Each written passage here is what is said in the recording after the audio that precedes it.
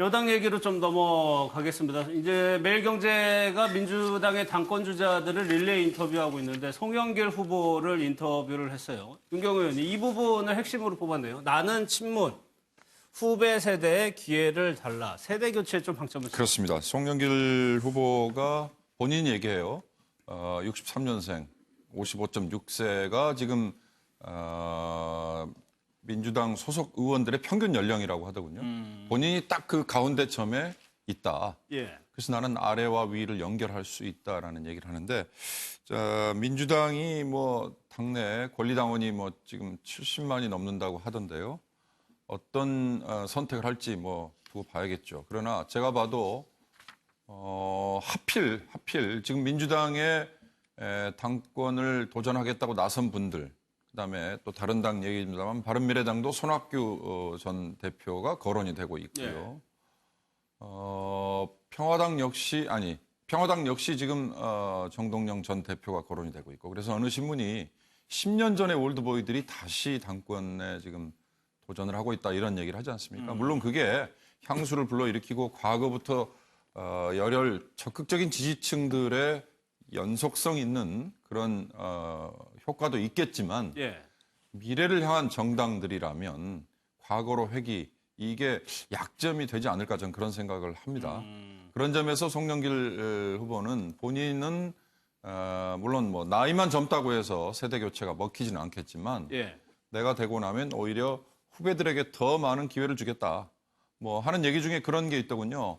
지금 민주당 소속 의원 중에 아마 20대, 30대 연령의 국회의원이 단 한 명도 없다는 얘기를 굉장히 강조를 많이 하던데요. 그런 점이 그동안의 민주당에 얼마나 이 세대 교체를 위한 충원이 과정이 예. 제한됐는가를 상징적으로 보여주는 게 아닌가 싶어서 예. 그런 점이 저는 송영길 후보가 후배 세대를 얘기하면서 자기의 그 세대 교체 주자 그걸 강조하는 게 먹히지 않을까 싶습니다.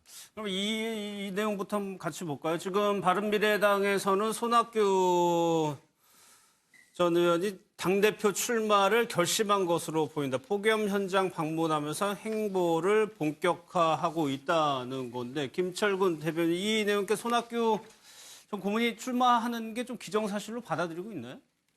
출마할 걸로 보입니다. 지금 저희 당은 8월 17일, 18일 날 등록을 하는데요. 예. 한 보름 정도 남아 있는 건데 본인은 직접 얘기를 하지 않았습니다만은 이 그 염천에 아주 뜨거운 날 지방 그 행보까지 하면서 예. 언론에 그게 공개되고 호남에. 예, 그렇습니다. 순천하고 나주를 갔는데요. 이런 행보를 한다는 것은 결국은 호남 민심과 호남 당원들에 대한 이미 그런 마음을 일부 좀 가지고 있는 게 아닌가. 뭐 그런 표시는 안 했습니다만은 전당대회는 나올 걸로 보입니다. 예. 예. 그러면 손학규 고문이 나올 정도의 상황, 아까 이제 윤경호 의원께서 지적해 주신 부분에 지금 상황에서 손학규 전 의원이 나온다는 것이 바른미래당에게는 어떤 의미가 있는 겁니까? 그 우선 이제 정치권 전반적으로요. 문희상 국회의장, 그다음에 이해찬 의원, 정동영 의원, 그다음에 그 지금 누구죠? 그 민주당의 나이 제일 많으신 지금 이해찬. 이해찬보다 더 많잖아요. 김진표 후보님, 의원님 이런 분들의 어떤 경륜 있는 분들이 쭉 나서고 있는 상황이기 때문에 손학규 전 의원 같은 경우, 손학규 전 대표 같은 경우에 사실은 좀 머뭇머뭇했었거든요. 예. 내가 과연 지금 이 어려운 상황에서 어떤 역할이 있겠느냐 이런 고민을 했었는데 정치권 전반이 경륜과 무게감 이런 개념으로 쭉 가니까 좀 나서는데 조금 부담감을 덜었지 않았을까 이런 생각이 좀 들고요. 지금 바른미래당이 대선과 지방선거에 사실 참패를 하고 예. 당의 새로운 진로와 방향을 잡아야 되고 당의 당원들의 힘을 좀 하나로 모으는 과정이 필요합니다. 그리고 자주 얘기가 나옵니다만 언론에서도 야권 재편이 될 가능성이 높다는 얘기가 우선 나오고요. 그다음에 21대 총선을 앞두고 과연 바른미래당이 이 상태로 승리할 수 있겠느냐? 그럼 승리하려면 어떻게 해야 되겠느냐? 이런 고민들 속에서 경륜 있는 사람이 좀 필요한 게 아닌가 예. 이런 의견들도 있고요.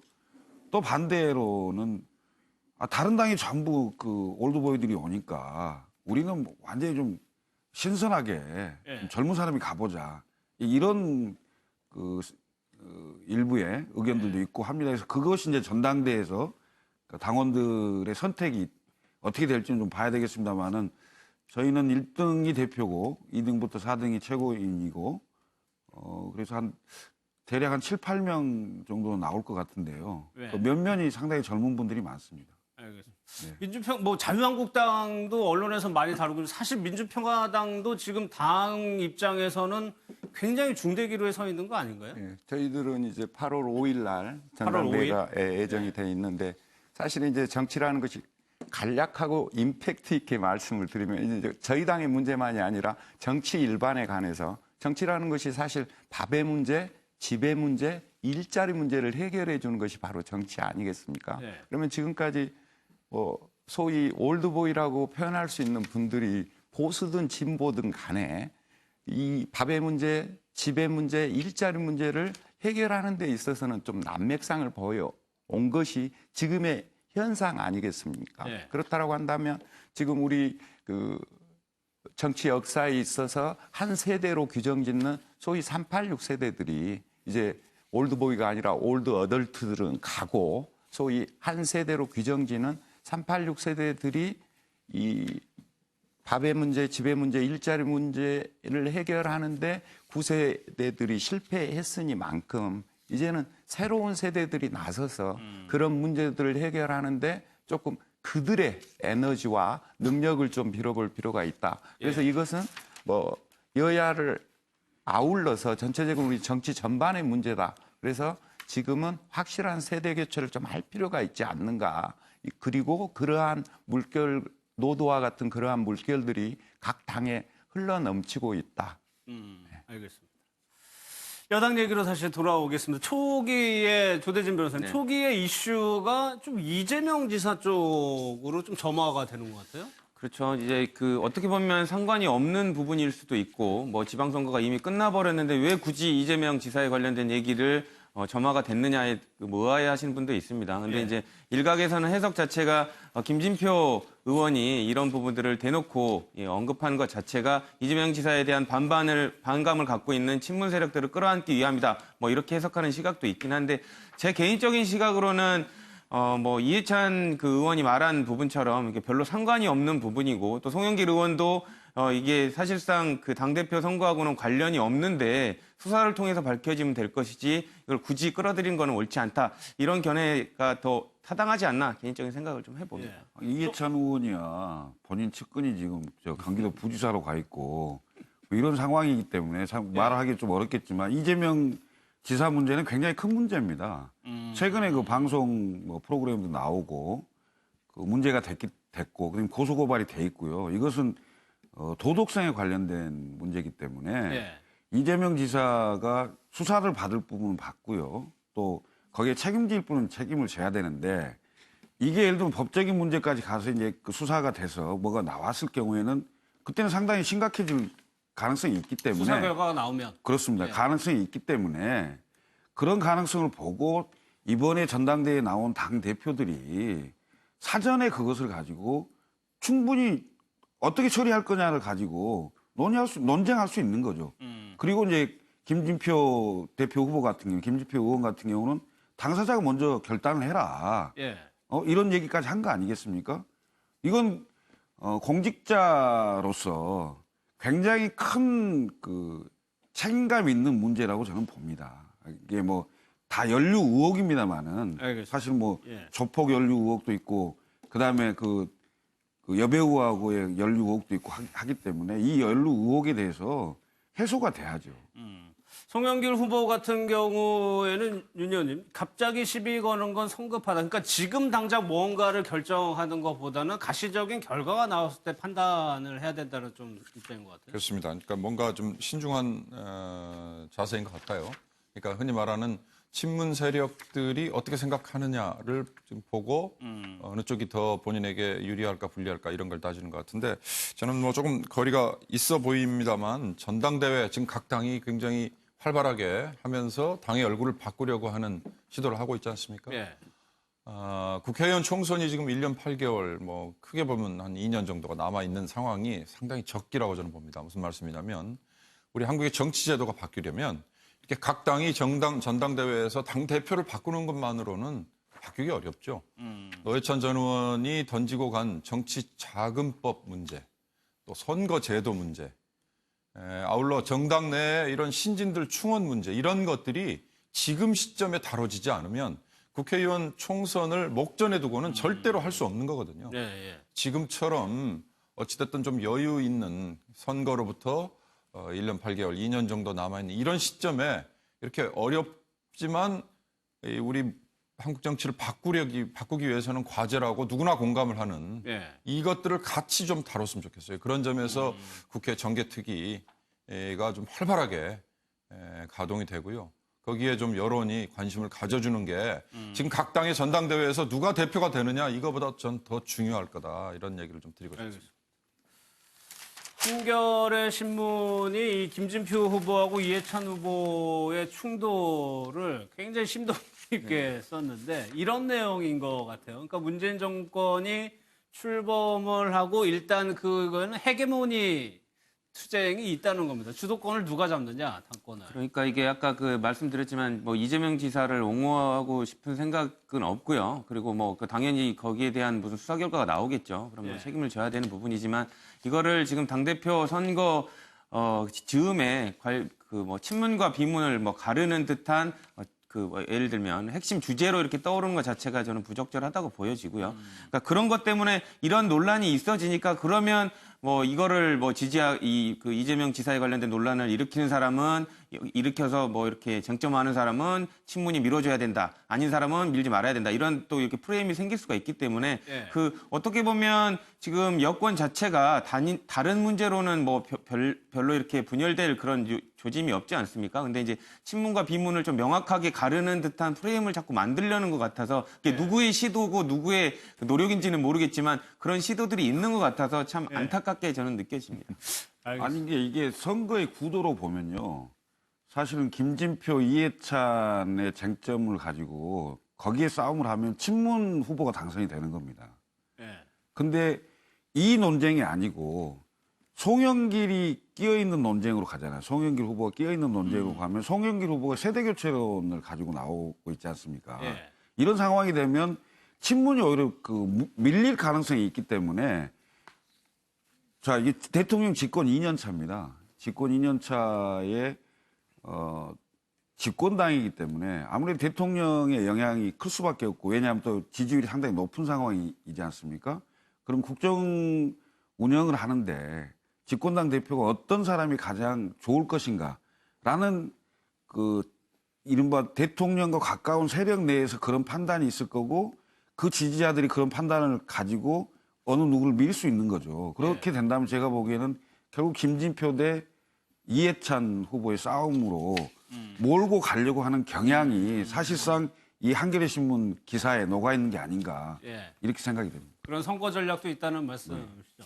그런데 윤경호 의원님, 이런 송영길 후보도 나도 친문이다라고 얘기를 하는 게 매번 선거라는 게 뭐 물론 이기기 위해서 하는 겁니다만 누군가와 내가 친하다라는 것이 모든 선거에서 거의 가장 핵심적인 지금 그렇습니다. 전수가 되고 있거든요. 그렇습니다. 그게 어찌 보면 우리 그동안의 정치판의 후진성일 수도 있고요. 예. 아니면 그게 어찌 보면 더 결집력을 키운 원동력이 될 수도 있고요. 그러나 문재인 대통령이라는 그 상품이라고 표현하면 좀 죄송한 표현입니다만 문재인 대통령이라는 그 상품을 놓고 지금은 누가 내가 더 이분과 가깝다. 내가 더 이분의 뜻을 읽는다. 예. 이걸 지금 강조하는 것 같은데 제가 보는 이 민주당 당대표 이 경선의 그 관점은 관리자로서의 당대표를 원할까? 아니면 본인이 대권의 뜻을 두고 있다고 지금 얘기하는 거를 감추지 않는 송영길 후보처럼 내가 이 총선까지 가는 당 관리를 발판으로 대선까지 계속해서 장악을 하겠다라는 거를 과연 용인을 할까? 예. 당원들과 그다음에 지금의 청와대 문 대통령 그를 포함한 참모들이 그거에 따라서 크게 갈리지 않을까 그런 생각이 듭니다. 알겠습니다. 또 하나 조금 엇갈리는 부분이 이재용 의원 이 부분을 어떻게 보시는지 모르겠어요. 김진표 후보는 국정 운영에 되레 방해가 된다. 야당과의 연정과 협치가요. 근데 이해찬 후보는 협치의 정치 풍도를 만들 때다. 조금 두 사람의 의견이 갈리는데 이재용 의원께서는 어떻게 판단하세요? 글쎄요, 저는 사실 이 얘기를 듣고 반대분들이 얘기하신 게 아닌가라는 생각이 들 정도로 기사가 잘못 나온 거. 네. 오히려 제가 그냥 평소에 느끼기에는 김진표 의원님이야말로 협치에 대해서 더 말씀을 하셨을 것 같고 예.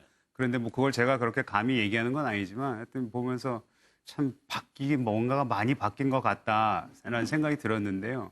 일단 그 아까도 말씀하셨지만 친문이냐 비문이냐 이런 거에 대한 논쟁을 누가 만들어내는 걸지도 모를 정도로 굉장히 언론이 좀 이상하게 몰고 나가는 것 같다라는 억울함도 말씀을 하셨지만 예. 이 대부분의 그 친문이냐 비문이냐 서로 이렇게 계파를 가르는 것 같은 이런 양상은 일단은 본인 스스로들이 만들어내고 있는 것이 확실합니다. 예, 아까 우리 송영길 의원도 난 친문이다라는 말 자체가 이게 친문이냐 아니냐가 지금 선거판의 가장 중요한 변수라는 걸 스스로 인정을 해버린 것이 되기 때문에 그런 것이고 이런 의견들이 나뉘는 것도 내가 이쪽 얘기를 하면 나는 분명히 반대쪽 얘기를 해야 되기 때문에 서로 간에 각을 세우는 프레임을 만드는 그 전쟁 속에서 나오는 게 아닌가라는 정도의 얘기를 해드리고 남의 당의 지금 그 당대표 얘기에 대해서는 제가 별로 말씀드릴 게 없다고 생각을 하지만 다만 한 가지만 더 말씀드리자면은 네.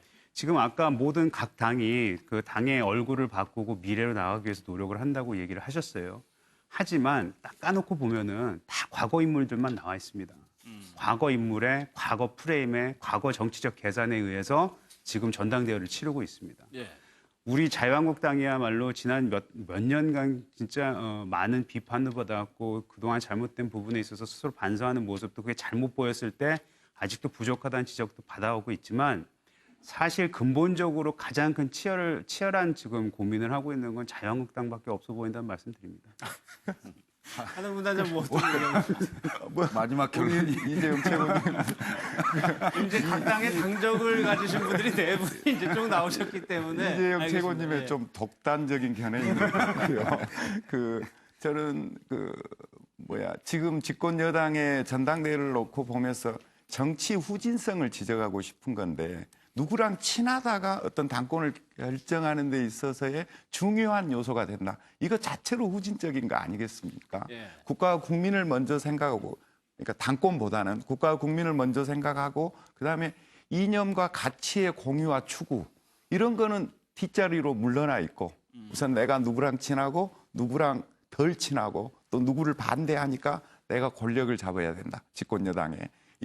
이거 자체가 문제라고 보는데 먼저 국가와 국민을 원칙으로 돌아가서 국민을 생각하는 거. 어떻게 하면 이 지금 뭐 경제 문제라든가 현안 문제들을 해결하는 데 있어서 어떻게 하는 것이 가장 좋을 것인가를 먼저 생각을 해야 된다는 거죠. 그러니까 이재명 문제만 놓고 보더라도 요거를 사실관계가 아직 밝혀지지도 않았는데도 불구하고 정략적으로 이용하려고 한다라는 것입니다. 예. 우선 사실관계가 밝혀진 다음에 처리하면 될 것이고 그다음에 협치 문제에 대해서도 이 부분에 대해서 사실 지금 여당의 의석수가 131석이거든요.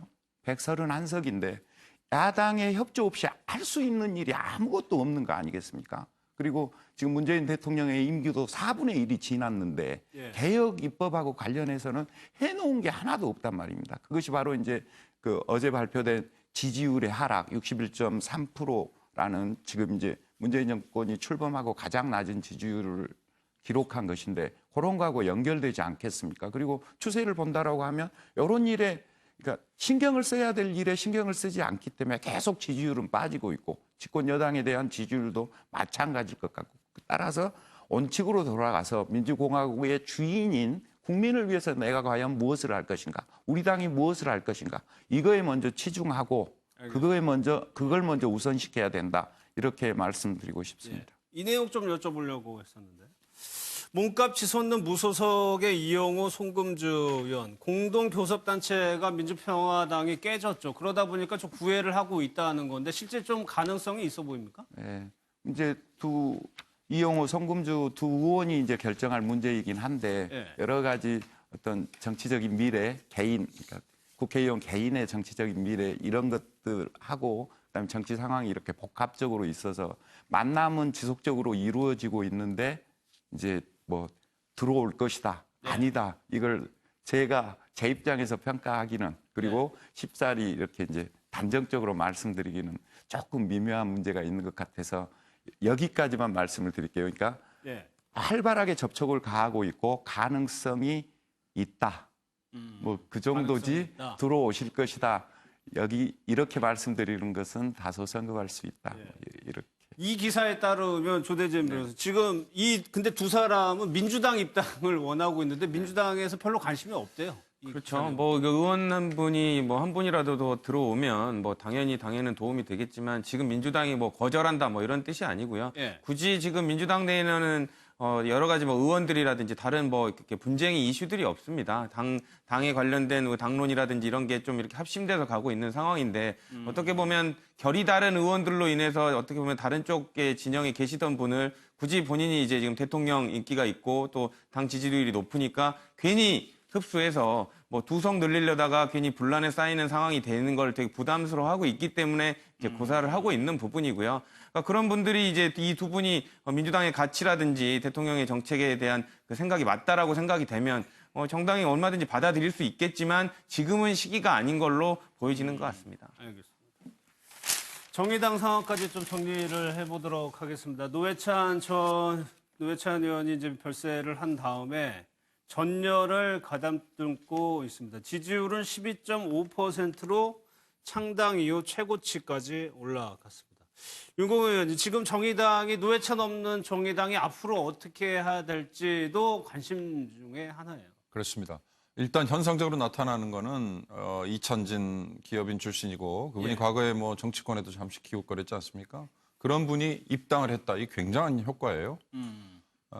지금 김병준 한국당 비대위원장이 뭐 새로운 가치를 내놓고 뭐 이러면서 이게 먹히려면 김병준이라는 사람으로 인해서 보수가 다시 재건할 것 같아서 나도 보수로부터 떠나려고 했는데 마음을 접었다든지 아니면 새롭게 나도 이제 보수의 저 정당에 지지를 보내겠다라든지 이런 변화가 있어야만 진정한 의미가 있는 거 아니겠어요? 마찬가지로 지금 정의당이 그런 효과를 거두고 있는 건데 문제는 이걸 어떻게 구슬 꿰듯이 꿰맬 것이냐 이거 아니겠습니까? 지금 정의당이 사실 노회찬 전 의원이 가시고 나서 현역 의원은 5명에 불과하고요.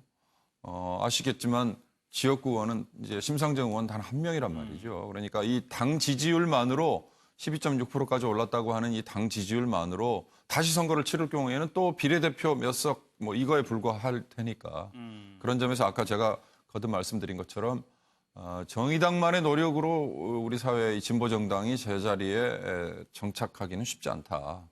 선거제도 개편이라든지 정치자금법이라든지 정치자금법이라는 게 뭐 뻔한 얘기 아닙니까? 원내외 정말 심한 차별 그거부터 빨리 해소를 해주는 거 이런 것들이 같이 노력이 경주가 되어야만 정의당이 지금 얻고 있는 이런 반사 이익이 제대로 제도권 안에 자리를 잡을 수 있을 것 같다 이렇게 봅니다. 실제로 선거제도 개혁에 대해서 지금 국회 전체적으로 야당의 분위기는 어떤 거예요? 지금 사실 선거제도를 개혁하자고 강력하게 주장하는 것은 이제 바른미래당, 민주평화당, 그렇죠. 정의당 쪽에서 강력하게 요청을 하고 있는 거죠. 그러니까 개헌과 같이 개헌 선거구제 개편 문제를 제기를 하고요.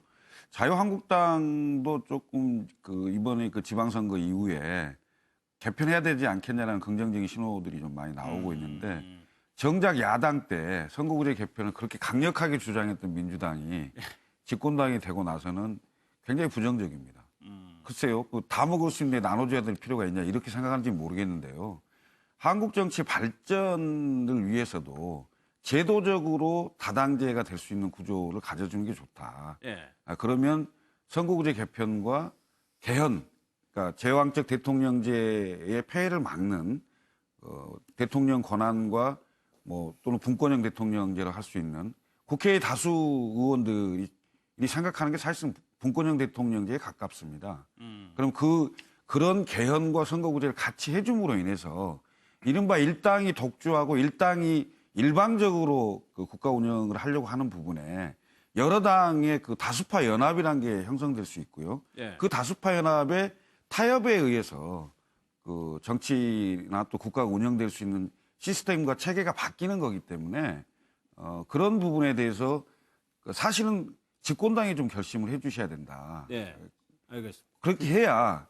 그렇게 해야 사실은 민심 그대로의 그 선거, 그러니까 의석수가 결정되는 겁니다. 예를 들면 지금 정의당이 12.5%잖아요. 12.5%에 300명에 12.5%면 그래도 한 40명 가까이 돼야 될 건데 지금 5명이잖아요. 예를 들면. 예. 그래서 정당이 국민들로부터 지지받은 만큼의 의석수가 가능하면 가까워질 수 있도록 하는 제도로 좀 바꿔줘야 된다. 민심 그대로 선거제도가 될 수 있도록 사실은 그 아까도 말씀드렸듯이 바른미래당, 민주평화당, 정의당은 적극적으로 그걸 추진하고 있습니다. 알겠습니다. 그리고 거기에 지금 한은 부단장께서 기다리고 네, 계세요. 자유한국당 너 약간 지금 그 움직이고 있는데 민주당이 너무 완강하게 버티고 있다. 민주당의 결단을 좀 요청드리는 거 아닙니까? 구체적인 수치로 말씀을 드리면 더불어민주당이 지난 6.13 지방선거에서 서울을 기준으로 이제 말씀을 드리는 겁니다. 50.92%의 지지율을 받았습니다. 예. 근데 의석수는 110석 중에서 102석. 광역 단위로. 네. 그렇게 해서 93%를 독식한 겁니다. 그러니까 50.92%, 51%로 93%를 독점한 겁니다. 그리고 지난 선거 때 자유한국당이 여당이었을 때는 또 거꾸로의 현상이 발생을 했었던 것이거든요. 그러니까 독일처럼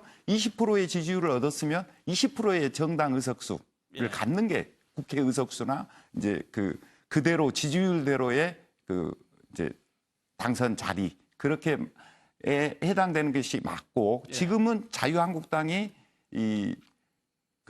여당일 때 반대를 했지만 지금은 또 더불어민주당이 이제 현상이 이렇게 되기 때문에 반대를 하고 있고 나머지 야당들은 민심 그대로의 선거제도에 대해서 좀 관철시키려고 하는데 아까 그 수치에서 더불어민주당이 이익을 봤기 때문에 지금은 이제 여당인 더불어민주당이 그거에 대해서 아주 소극적이고 뭐 더 나아가서는 부정적이라고 볼 수가 있는 겁니다. 그러니까 언제 상황이 바뀔지 모르니까 그리고 원칙으로 민주주의 원칙으로 돌아가서 지지율 받은 만큼 의석수를 갖자는 거 왜 그걸 반대하는지 저로서는 잘 이해가 되지 않습니다. 간단히 뭐 30초만 말씀드리면 반대하지 않고요. 뭐 당론으로 정해진 것도 없고 이제 지금 뭐 민주당 내에서도 연동형 비례대표제 아까 말씀 주신 그 민의를 더 정확하게 반영할 수 있는 부분에 대해서는 찬성입니다. 근데 아까 지금 뭐 다른 당 분들께서 마치 지금 민주당이 우리만 뭐 꽃가마 탈 것처럼 이렇게 자꾸 왜 그 반대를 하느냐 얘기를 하시는데 그러면 뒤집어서 얘기를 해보면 딴 때는 왜 얘기 안 하시다가 야당은 지금에서야 이렇게 거품을 물고 하고자 하시는지에 관련돼서는 얘기는 한번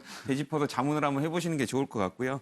어쨌든 연동형 비례대표제는 당의 입장과는 달리 제 개인적 소신으로 봤을 때는 민의를 반영하기 위한 방법으로는 어쨌든 민주당 내에서도 뭐 다선 국회의원들이 있지 않습니까? 예. 이제는 국민들의 그 의견이라든지 선택권을 확보하기 위해서는 이런 연동형 비례대표제라든지 선거구제 제도는 좀 이렇게 기득권을 내려놓고 좀 변화될 필요가 있다라는 생각을 드립니다. 아니 사실관계 확인을 위해서는 한 말씀 드려야 되겠는데 한 말씀 더 하시면 사실 이재용 의원께서 하시죠. 한국당의 의견도 궁금한데. 조대진 부위원장님이 민주당 내부 사정을 잘못 얘기하고 있는 것 같아요. 반대하는 건 맞습니다. 저희 당 얘기를 왜 다른 당 대변인께서